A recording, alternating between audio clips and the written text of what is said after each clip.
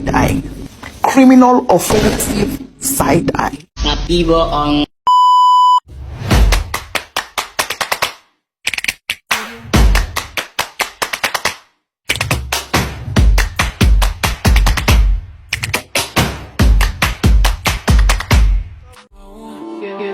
To go dumb, then go more dumb, then we can keep it lit, let's go.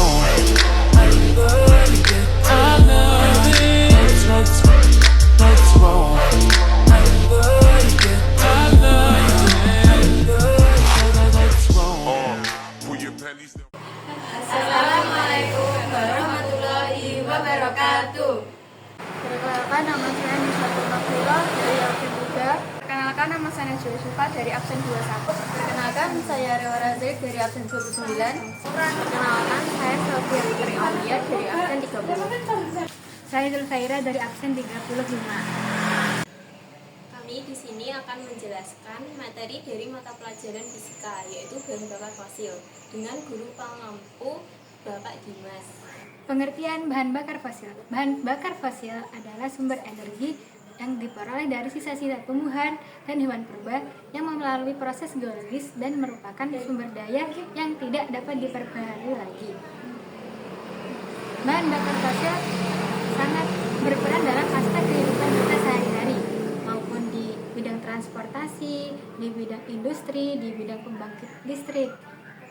Kemudian di bidang transportasi, bensin, solar, dan diesel sangat berperan bagi kita sehari-hari karena digunakan untuk kendaraan bermotor. Di bidang pembangkit listrik, ada juga pembangkit listrik tenaga minyak bumi, pembangkit listrik tenaga batu bara, dan pembangkit listrik tenaga gas alam. Dan di bidang industri ada 3, yaitu industri kimia, industri manufaktur, dan industri farmasi. Berikut merupakan jenis-jenis bahan bakar fosil. Batu bara yaitu bahan bakar fosil yang terbuat dari sisa-sisa tumbuhan yang terendap dan terurai selama jutaan tahun dalam tekanan suhu yang tinggi di dalam permukaan bumi. Bahan bakar fosil terdapat unsur yaitu karbon, hidrogen, nitrogen, oksigen, dan sulfur. Bahan bakar batu bara bermanfaat untuk yaitu sumber energi listrik, sumber industri, dan sumber bahan baku industri kimia. Campuran dari hidrokarbon cair yang terbentuk secara alami di bawah permukaan bumi. Minyak bumi sering disebut dengan emas hitam karena sebagai sumber energi yang sangat penting untuk kelanjutan hidup manusia dan juga menjadi bahan baku utama bumi. Minyak bumi bisa berupa menjadi bahan bakar kendaraan, pembangkit listrik, dan juga lain-lain. Gas alam adalah jenis bahan bakar yang biasanya digunakan pada sistem instalasi. Gas alam ini diperoleh dari pembusukan fosil-fosil yang berasal dari sisa makanan, hewan, dan mikroorganisme yang biasanya yang tersimpan dalam bawah tanah selama jutaan tahun. Penggunaan utama dari gas alam adalah bahan bakar rumah tangga, industri, dan pembangkit listrik. Berikut adalah beberapa masalah akibat dari bahan bakar fosil. Yang pertama adalah perubahan iklim. Pembakaran bahan bakar fosil dapat melepaskan gas-gas rumah kaca. Salah satunya adalah karbon dioksida. Gas-gas ini dapat merangkap panas dari matahari yang dapat menyebabkan kenaikan suhu udara. Gas-gas ini juga dapat menyebabkan kenaikan permukaan air laut. Kemudian yang kedua adalah polusi udara. Pembakaran bahan bakar fosil juga dapat menghasilkan polutan-polutan yang berbahaya. Salah satunya adalah sulfur dioksida dan nitrogen oksida.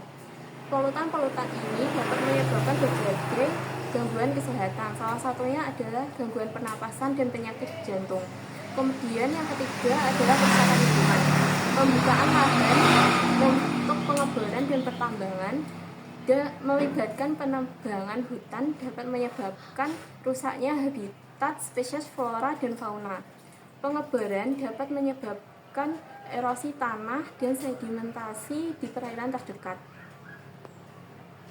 urgensi mengurangi ketergantungan Indonesia pada energi bahan bakar fosil sangat tinggi dikarenakan ketergantungannya yang besar sehingga rentan terjadi fluktuasi. Kemudian dampak lingkungannya, bahan bakar fosil merupakan penyebab utama terjadinya perubahan iklim dan polusi udara. Kemudian cadangannya yang menipis sehingga membuat Indonesia harus mengimpor dari negara lain. Hal tersebut membuat terbebaninya neraca perdagangan. Target emisi, kontribusi pada upaya global atasi perubahan iklim, ketahanan energi, diversifikasi penting untuk keamanan pasokan, ekonomi hijau, membuka lapangan kerja dan memberikan investasi baru. Beberapa negara produsen fosil seperti Norwegia diversifikasi ke teknologi hijau. Inggris mengembangkan kebijakan beralih ke EBT, AS dan juga beberapa negara lainnya, yaitu memajukan atau mengadopsi energi EBT. Berikut cara mengatasi urgensi di berbagai negara untuk menginspirasi Indonesia. Di negara maju seperti Denmark dan Swedia mulai menargetkan pada bebas fosil dengan menargetkan fokus kepada tenaga angin dan tenaga terbarukan lainnya. Di Jerman dengan Energiewende-nya, Jerman meningkatkan porsi Energiewende-nya untuk EBT. Bahkan Tiongkok yang merupakan konsumen terbesar pun juga merupakan investor utama EBT. Indonesia dengan ketergantungan fosil 94% tertinggal, meski banyak potensi EBT besar. Negara ini memberikan contoh investasi besar dan kebijakan